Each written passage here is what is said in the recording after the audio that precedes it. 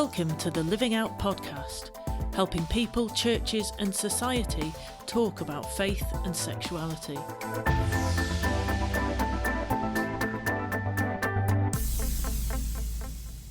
Hello and welcome to the Living Out podcast. My name is Ashley. I'll be hosting you this morning, afternoon, evening, whenever you're listening.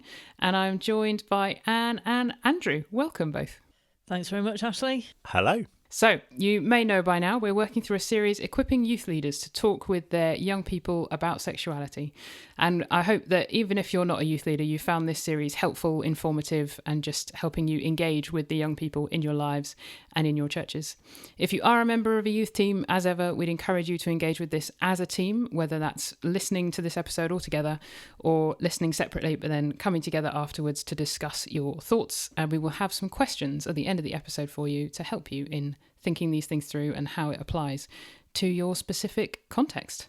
So, we've been talking about sexuality and same-sex attraction in this series, but a lot of what we've said, particularly in our last couple of episodes, which were focused more on pastoral care, how we can care for our young people, those things that we've said could also apply to some young people who are identifying as transgender.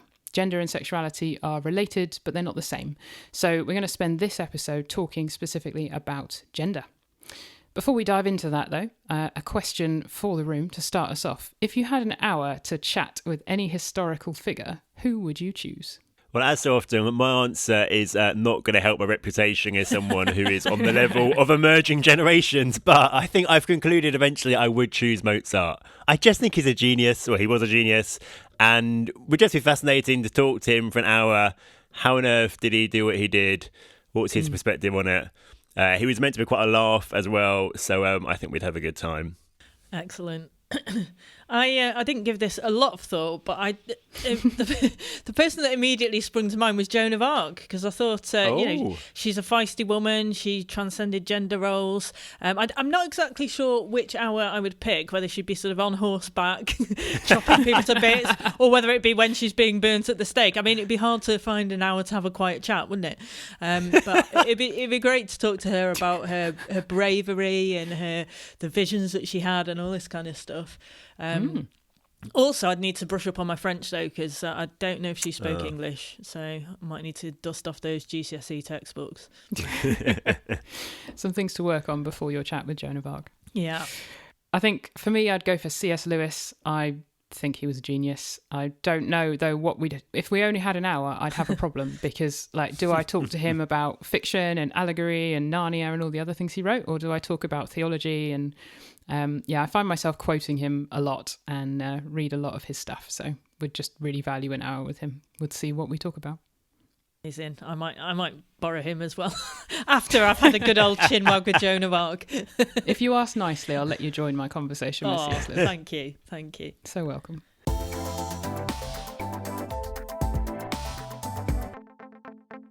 So, in this first half, let's kind of establish what it is we're talking about then when we talk about gender. Let's start off by specifically defining some terms. Anne, can you help us out a bit with some key terms for this conversation? Yeah, I think it's really important to have a bit of clarity around this because it's not always clear what people are meaning by what they're saying. So in this context, when people say gender, what they're talking about is an individual's personal or internal sense of being a man or a woman. This is sometimes referred to as somebody's gender identity or their experienced gender. And this is contrasted with sex, which is identification as somebody as male or female based on their physical anatomy. So, things like chromosomes, gonads, genitals, hormones, that kind of thing. Some people use the term sex assigned at birth or assigned sex to differentiate between sex and gender. And for most people, those two align. So your biological sex and the gender that you identify as is the same. And those the term that is often used for those people is cisgender.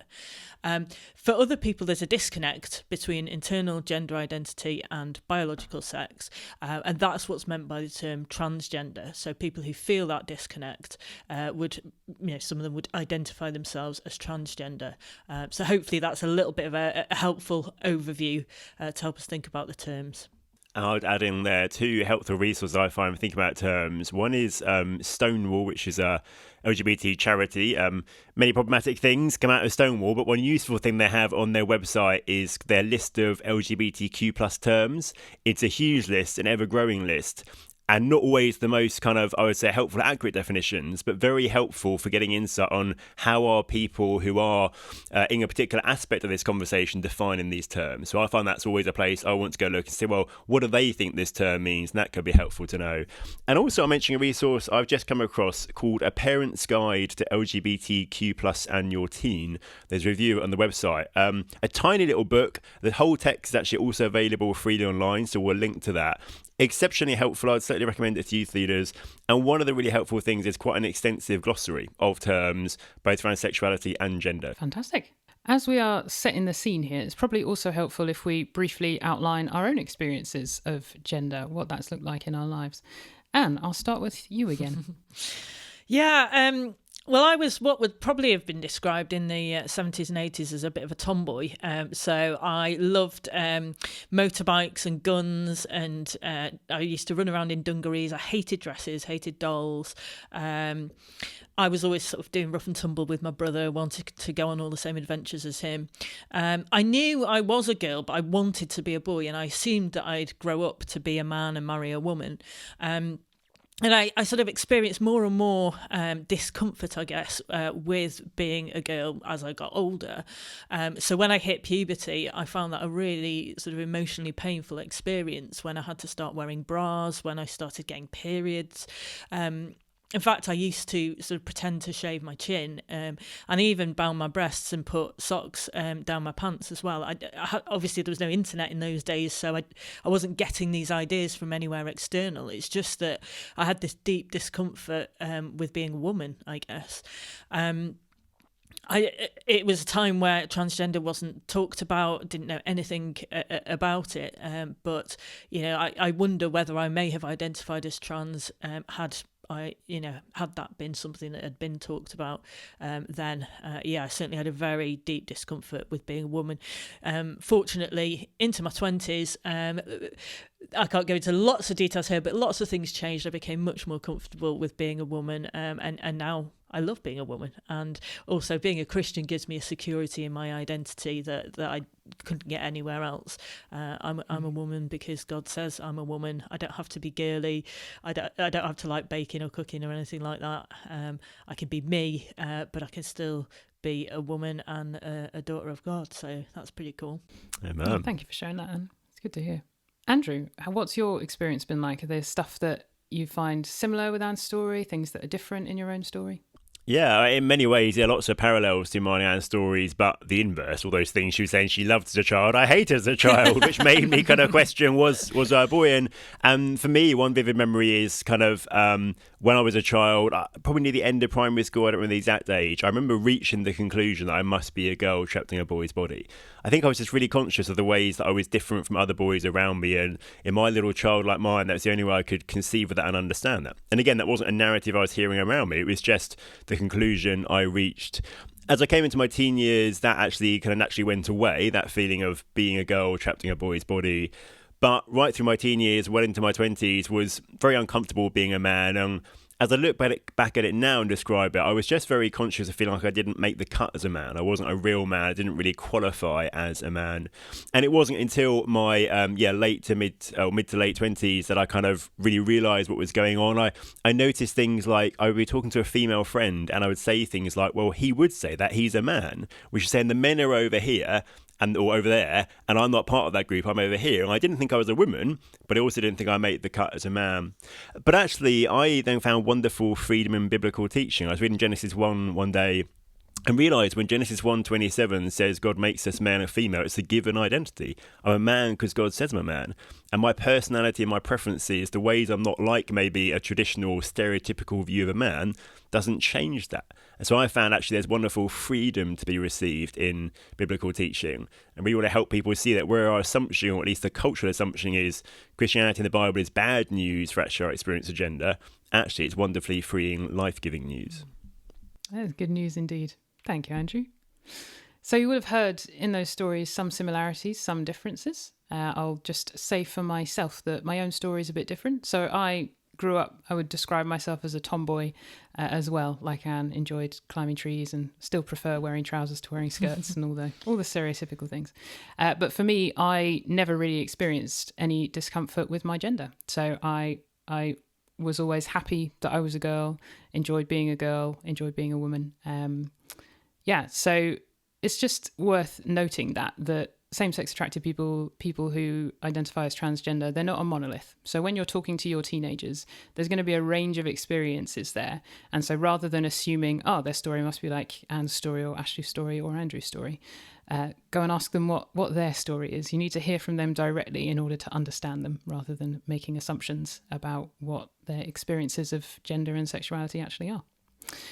As we turn to teenagers then, that lovely, lovely group of people, what we are seeing happen now in our current day and age, it's a bit different to how gender dysphoria, transgender experiences have looked in the past. So I'm going to come to Andrew on this one, because I know he's done a lot of thinking and speaking already on this. What kind of differences are we seeing, and why do we think they might be there?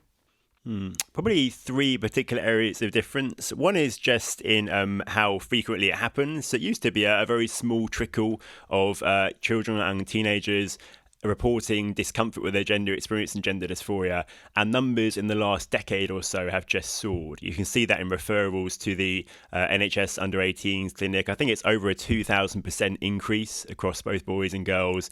It's something like a 5,000% increase of girls being referred there. And anyone who works with young people, a youth leader, a teacher, will have seen that increase themselves as well. I've absolutely no doubt.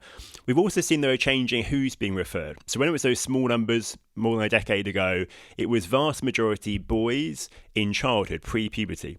And now we're seeing vast majority girls during adolescence, during the teenage years. So a significant shift and change has taken place there. And then also we're just seeing a difference in kind of the types of young people reporting gender dysphoria and questioning their gender. And really just seeing that this whole cohort of young people identifying as trans isn't reflective of the general population. There are much higher rates of pre-existing mental health diagnosis in this cohort of young people. Experiences of trauma are common, same-sex attraction common, autism and ASD characteristics also common in ways that are vastly disproportionate to the general population of teenagers. And so all these things are things that have rightly kind of raised questions of what is happening and why, and they're just helpful to be aware of the changes that have taken place over this decade or so.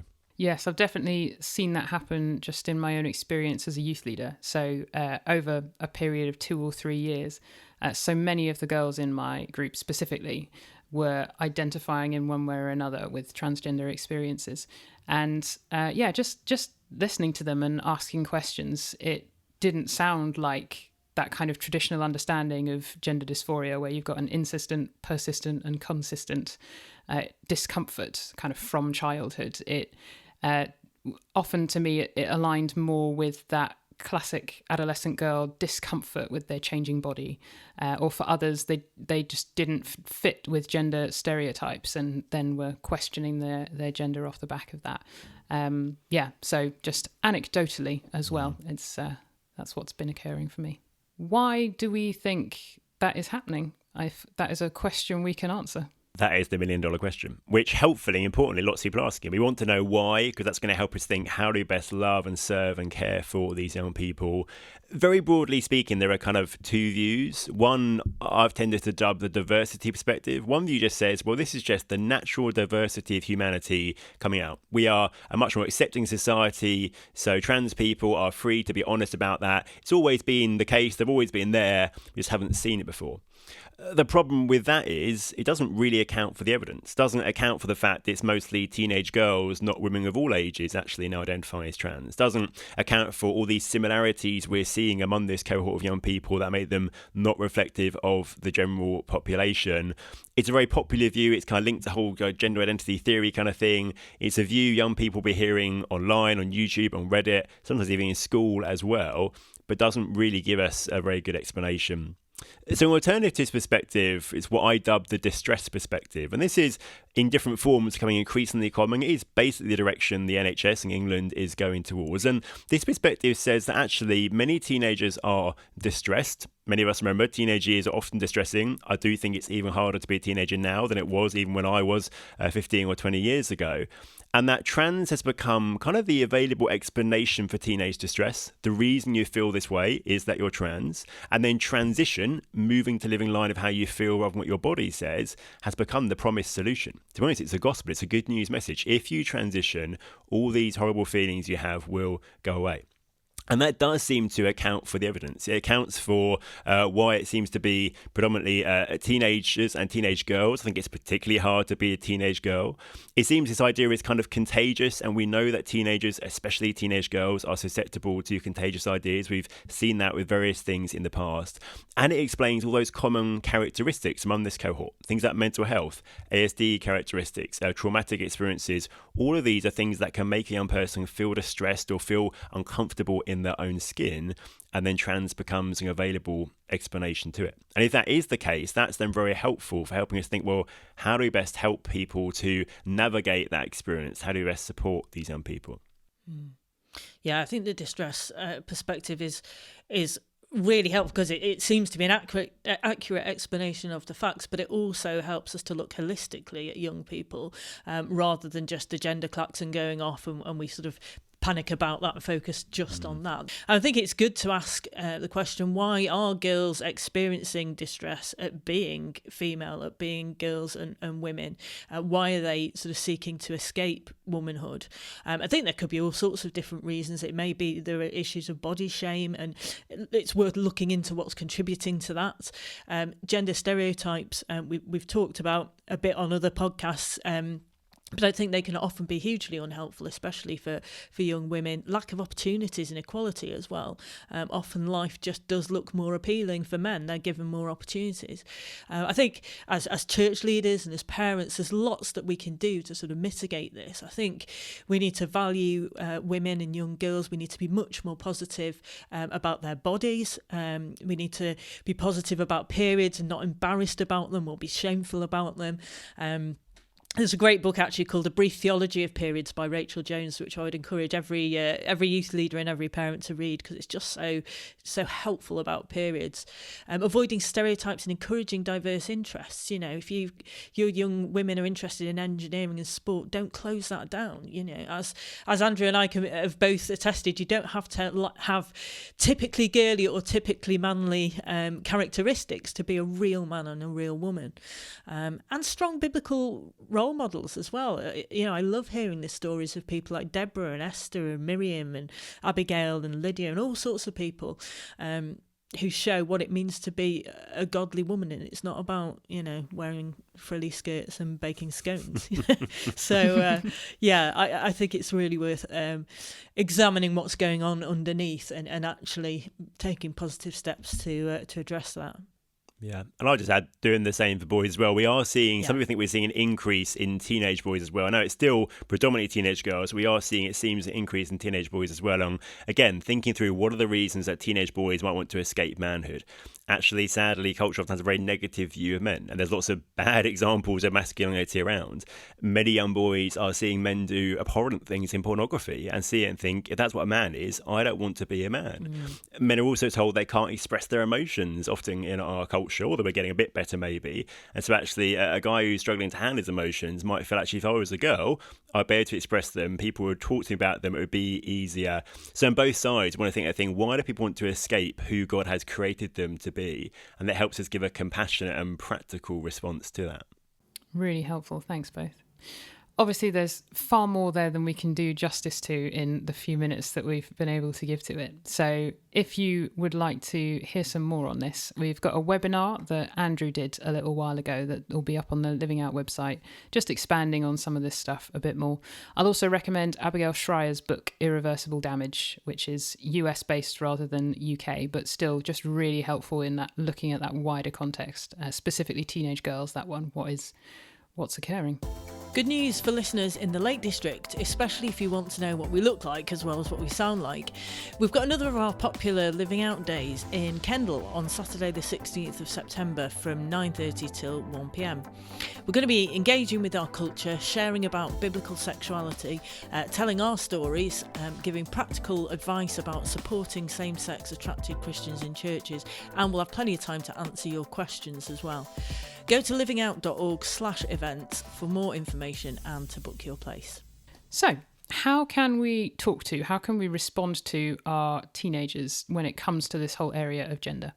Andrew's written a book called People Not Pronouns that has this really helpful framework of a heart response, head response, and a hope response. So in this section, we're going to walk through that framework. Let's start with a heart response. That seems the best place to start, in fact. What kind of stuff would you put under this banner? This is definitely the important starting point. It's easy even to hear what I've said in the last section about the distress perspective and think, oh yeah, it's not about gender. Gender's just this surface level thing. There's other stuff going on. And in a sense to think we need to tackle all this ideology and miss the fact that behind all this are distressed teenagers having a genuine experience. And even if we don't agree with a lot of what culture is telling them about why they're having that experience or how they might think about it, we don't ever want to say their experience isn't genuine. And so recognising the experience, listening, seeking to understand, in a sense, hearing the distress, and then expressing God's heart of love and compassion and care, a lot of which happens through our listening well, is the vital starting point. So we always want to legitimise the experience, even if actually we're challenging the kind of interpretation of that experience. And that's where we get to show God's heart to young people who are, for often very understandable reasons, feeling very distressed.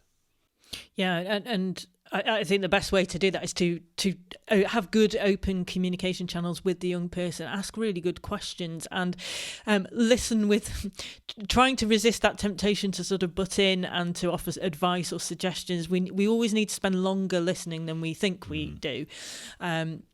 Don't make assumptions either. Try and find out, what they're experiencing, what they're learning at school, what sort of stuff they've been looking at on the internet, maybe what they're talking to their friends about, how they describe their experience. Talk to them about their faith in general as well. Just, make it a practice that you are having good, open conversations with the kids in your youth group, with the children in your family. I think as well doing that in community is so helpful, because I think a lot of young people are quite isolated. They're looking for somewhere to belong, where they feel known, and often online communities are what draw them in, and that may be where they're experiencing affirmation of unhelpful ideas about their own identity. But if they're experiencing really good in-person Christian community where they can be open and where it's a safe place, I think that goes a long way to addressing some of those heart issues. Brilliant, yeah. So start with the heart, start with the fact that people are in distress, people are suffering. What is their experience? What are their feelings? And expressing your own compassion and ultimately God's compassion to them, definitely the place to begin. In conjunction with that heart response, we do also want to be offering a head response. How do we think well about all of this? So what kind of things might you want to talk about in that way? Two foundations I think are really helpful to talk about young people. One is identity, understanding how identity works. In our culture, we're told that we feel inside is our identity. Therefore, if we feel inside that we're a girl, say, when our body says we're a boy, what's inside is what tells us who we really are. And actually, we need to bring the truth of identity is given to us by our Creator. God gives us our identity, including our identity of being a man or woman, a boy or a girl, through the body that He gives us. And so, talk about identity, how we find identity, why God's way of doing identity so much better is really key. And then linked to that, a second theme of the goodness of the body. Inevitably, a trans narrative is in some ways fairly anti-body. Your body doesn't really matter. It's not part of the real you. It doesn't really reveal who you are. The real you is inside. Therefore, you can kind of ignore the body if you need to change the body. And actually, we want to talk about the body as a good part of us. You don't have a body. You are a body. It's fundamental to who you are. It's a good gift from God. And even just recognizing the fact that so many young people live fairly disembodied lives. So much of life online, in the cloud, as it were, in this experience of life that isn't physical. And so even just encouraging young people to think about what physical things of sport or music or baking or art do they enjoy, and recognising the goodness of the created world, including our physical bodies within that. A couple of resources just to think more about those. Another of Andrew's books, Finding Your Best Identity, just really helpful when talking about where we find our identity, how we figure out who we are. Also, Sam Albury's book, What God Has to Say About Our Bodies, which I read recently and found very helpful just in thinking about what it means to be embodied as human beings. A couple of other things in this head response section. So again, foundational ideas about the gospel, about discipleship. You want to be teaching your young people that there is a fallen world that we live in. Things are not as they are made to be. Suffering is to be expected, actually, because we live in this world. And also, as followers of Jesus, he walked a road of suffering, and that's kind of the road that we are expecting to follow him on. So those kind of foundational gospel principles come in really handy when you're then talking about what does it mean as a Christian with my experience of gender. This is maybe we might want to think through lots of practical things. Youth leaders will need to think through things like names and pronouns, toilets, sleeping spaces for residentials and such like. And we don't have time to unpack all this right now, and there's not necessarily even always clear-cut answers. I would just recommend basically the important thing is to think about it, to work it through as a team with church leadership as well. Bear in mind things like your safeguarding policies are going to be important here. The Equality Act actually also has things to say there. Maybe you do need to get your trustees involved actually helping you think through. And I think the most important thing actually I've learned from working with a number of youth leaders in this is have some policies. Literally work them out, write them down. Then you can treat everyone equally, everyone fairly. You can explain clearly why. I think where it's gone badly in youth leaders I've spoken to is that they had to do it kind of off the cuff and it gets a bit messy. Talk about it in advance, have some policies. One resource recommendation, there's a podcast by our friend Preston Sprinkle where he talks through particularly the sleeping spaces at residential context point. And I think just does that in a way it's very helpfully grace-filled and truth-filled, and so we'll stick the link in the show notes. That's a good example, I think, of how to think through some of these practical questions. Mm. Yeah, and I think it's really important to be proactive rather than reactive. You might be thinking, oh, we don't have any trans-identified kids in our youth group at the moment, but make use of all the resources that we're pointing you to, and talk to others as well. Lots of youth leaders and parents are navigating this, so it's really good to share experiences, learn from them what's worked, what hasn't worked. I'll link also to some Christian and secular support groups in the show notes as well. That'll be very helpful. Brilliant. The last part of this framework then is a hope response. So what hope do we have to offer to teenagers who are wrestling with their own gender or just generally thinking about this in culture? I'll just chip in that when I made this framework of head, heart, hope, I partly did it for this hope one, because often Christians end at head. We kind of think we'll love people and then we'll tell them the truth, and that's that. But it's like when these distressed teenagers are left with nothing. So just to say this is so vital, I think basically what we've landed here is if we're saying this is about an experience of suffering, not an experience of identity, that actually gender questioning is an experience of suffering, not a revelation of who someone really is, then actually it's about how do we help people through suffering, and we're really well equipped for that. The scriptures equip us in all sorts of different ways to do that, just to encourage us. We're well equipped to love young people and help them to navigate suffering, because so much of what the Bible says about suffering is about how we navigate it. As Andrew said, suffering is a real part of our human existence. But it's not the end of the story. And I love the fact that the Christian hope is not just one for this life, but there is an eternity that we know is coming. The new creation is going to be ushered in, and there will come a time when all suffering will cease. So that's the sort of context in which we look at every momentary instance of suffering. That doesn't deny it, and that doesn't minimise it, but it does put it in perspective, and it helps us to keep going when life's difficult. Brilliant. We are coming to the end of our time now. We've mentioned a lot of resources already, but anything else that you guys would recommend for people wanting to keep thinking about all of this? A few more I'd stick in. Again, our friend Preston Sprinkle over in the States, he's done great work on this whole question around gender and transgender. So his book, Embodied, is I think the best single volume Christian paperback on the topic, really helpful. He's also written a couple of articles on our website. One is particularly helpful, thinking about the intersection between intersex conditions or differences of sexual development and trans, and how they often get unhelpfully paired together. And that's very helpful to look at. And one other resource that I've been involved in, I worked with the Christian Medical Fellowship to produce some quick guides, one of which is a quick guide for youth workers on trans and or transidentification and gender identity. We can link to that. It's just 2 sides of A4 with all the key things youth workers might want to know and think about for this topic. Yeah, I mean, encouragingly, there are loads of great resources on transgender. I actually just recently, I was a bit late to the party, but I just watched the Matt Walsh What is a Woman documentary, and I found that fascinating, a bit disturbing, but also encouraging. But yeah, if people want to sort of really see what's happening in the whole kind of transgender debate, that's quite an interesting thing to watch. We'll put links to all of this stuff in the show notes. Yeah, I'll also find a detransitioner story that I found really helpful. A woman just reflecting on her own adolescence and kind of how she got to the point of identifying as transgender, transitioning, and then what made her decide to detransition. I'm finding those stories really interesting and really helpful just in understanding that kind of internal experience a bit more. Also, more Preston Sprinkle. He is involved in the Centre for Faith, Sexuality and Gender. I believe I've got those words in the right order.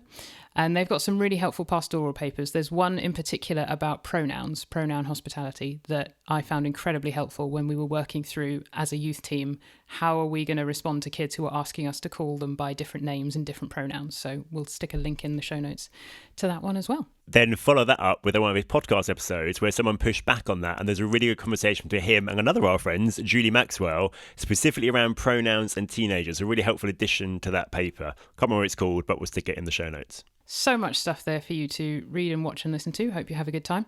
While you're doing all of that, some questions for you and your team to be thinking about praying through before our next and final episode. Question 1. Do we have a good understanding of sex, gender and transgender? And if not, what is our next step in learning more? Question 2. Do we have a good understanding of what the Bible says about sex, gender and identity? And again, if not, what is our next step in learning more? Question 3. Are we a welcoming, safe environment for teenagers who are trans-identifying, teenagers who have questions about gender generally or their own gender specifically, and how can we become more so? And final question is around those practical conversations. What practical conversations do you need to have? Names, pronouns, bathrooms, sleeping spaces, all those kind of things. That is the end of our conversation today, but Andrew recently had the chance to sit down with Julie Maxwell and talk a bit more about gender. So let's have a listen to that. Andrew here, and today I'm joined by a friend of Living Out, Julie Maxwell, who is written for us and also being a guest on one of our podcasts in our Meet the Authors series. Julie, thanks so much for joining me. If anyone who hasn't heard your previous appearance in the podcast, can you just briefly introduce yourself? Yeah, hi Andrew. My name is Julie Maxwell. I work as a paediatrician in Hampshire, and I also work for an organisation called Lovewise, which kind of provides sex education type resources on relationships and sex, marriage for young people in schools and churches. Excellent. And tell us, what's been your involvement with trans-identifying teens?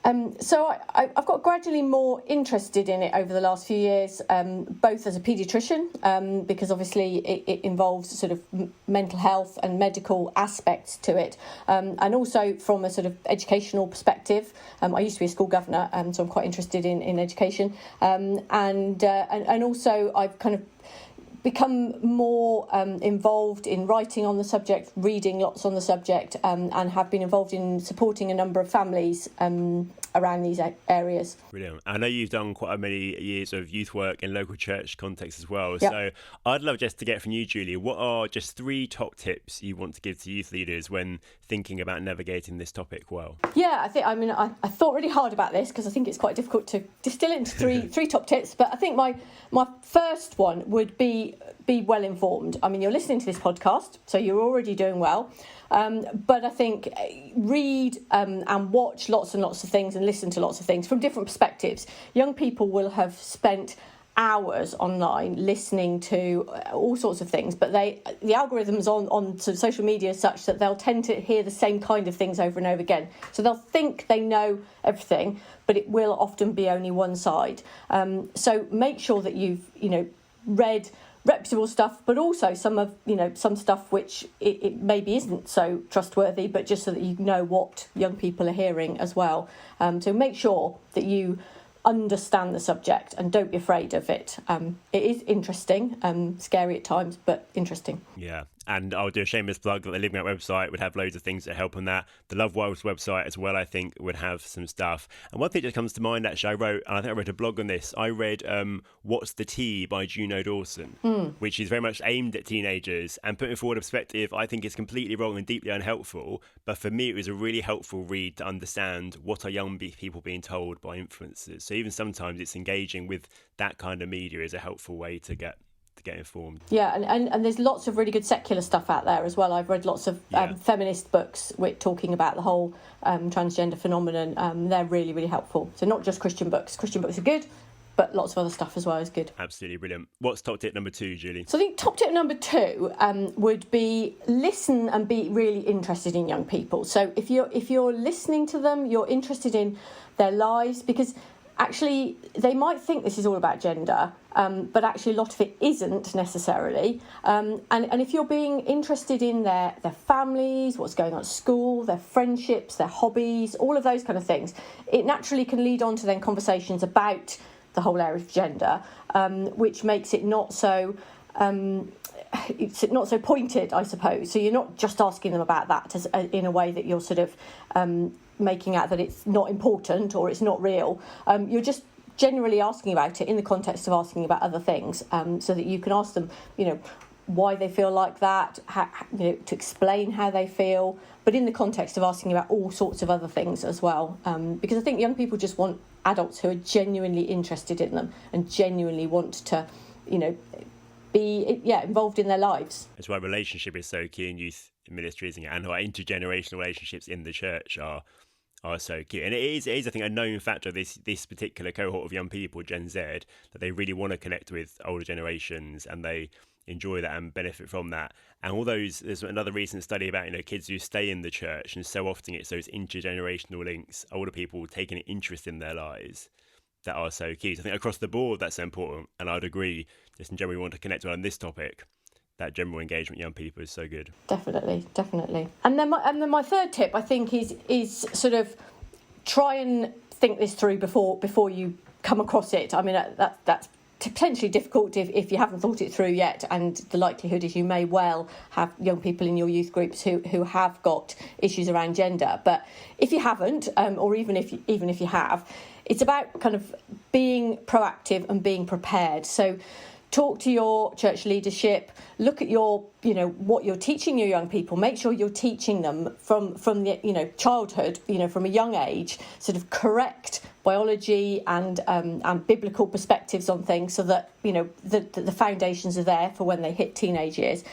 But actually, making sure that you've got policies and guidance and have thought around things like names and pronouns, toilets, residentials, all of those kind of things, which means that you're not suddenly faced with a situation that you haven't even thought about, that you suddenly panic and potentially make the wrong decision or don't know what to do or run away from it or panic, so that you're prepared. And also sometimes it can mean if, you can say, well, to a young person, so it's not just about them. This is our policy as a church, so that you're not just saying, well, you can't use that toilet. It's, well, this is the church's policy. This is what we have to abide by. Just being prepared, really. So do you think, therefore, church leaders have an important role in supporting youth leaders in that? Oh, definitely.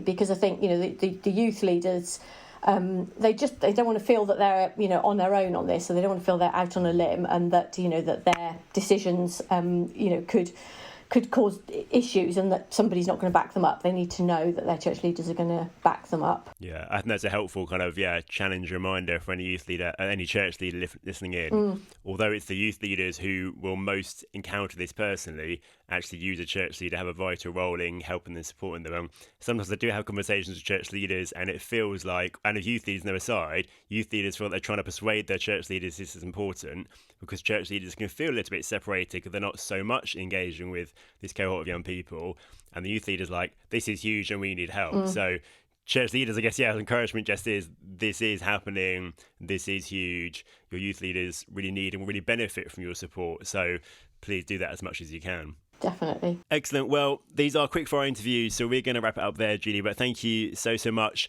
You can find more from Julie on our website, a fantastic article around this topic, as well as the podcast recording as well, and do check out resources from Lovewise. We'll stick links in our episode description. And now back to Ashley. We have reached the end of our episode today. Thank you so much to all of our guests. Thank you to Julie for joining us as well. Thank you to you for listening. Do subscribe, share and rate our podcast if you enjoyed it. Let somebody else know about it. Share the joy.